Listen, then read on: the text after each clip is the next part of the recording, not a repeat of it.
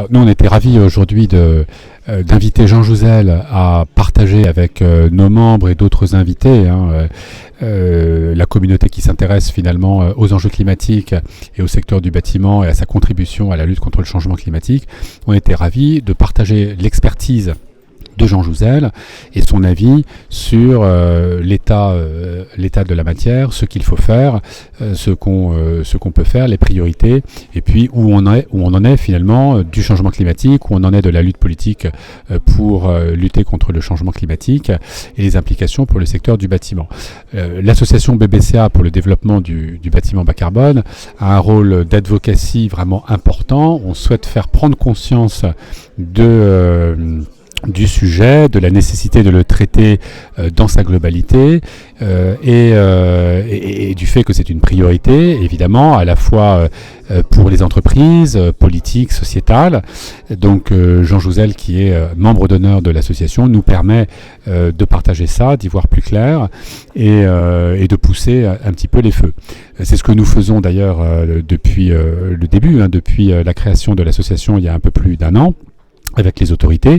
Le but du jeu, nous, c'est évidemment de montrer, à voir que des choses formidables peuvent se faire dès aujourd'hui, que c'est possible avec les techniques d'aujourd'hui et qu'on peut avoir une empreinte carbone vraiment réduite. Ça, ce sont les bâtiments qu'on a labellisés, les 15 premiers labellisés juste avant l'été. Mais on a des discussions très fournies avec l'administration et les autorités pour faire en sorte que le sujet carbone, qui jusqu'à présent n'était pas intégré dans les réflexions sur les réglementations thermiques, des bâtiments, que le sujet du carbone soit intégré pour les prochaines réglementations. Et qu'on passe d'une réglementation contraignante juste sur la consommation d'énergie du bâtiment, voire sur sa production d'énergie lors de son utilisation, de son exploitation, à vraiment une mesure précise du carbone globale depuis sa construction jusqu'à sa réforme, en passant par sa rénovation lourde, sa mutation tout au fil de sa vie. On a eu un premier succès, puisque maintenant le sujet du carbone est bien identifié par l'administration et les autorités, ils l'ont pris en compte. La bataille maintenant va être de faire en sorte qu'il soit pris en compte à sa juste mesure. Si je résume, les autorités souhaitent que la prochaine réglementation puisse se mettre en œuvre de façon relativement souple, naturelle, et donc que les acteurs l'acceptent.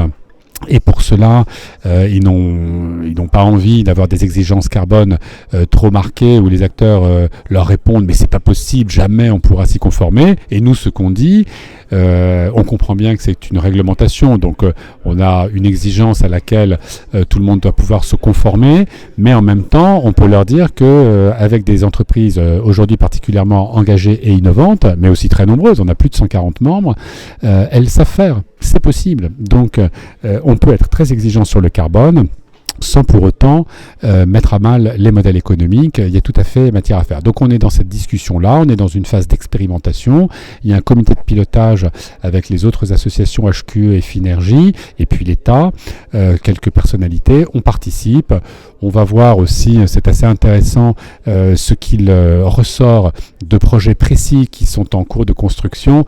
Et donc là, on va avoir des retours vraiment très concrets, des mesures, pas sur le papier, mais en réel, qui vont nous permettre de confirmer les estimations que nous on fait sur les différents modes constructifs. Et je pense que tous ces travaux, à la fois sur les projets, un petit peu académiques, de réflexion, vont pouvoir nourrir la fabrication de la prochaine réglementation. En tout cas, nous, on va se battre pour que la carbone soit vraiment pris en compte et que ce ne soit pas uniquement un affichage.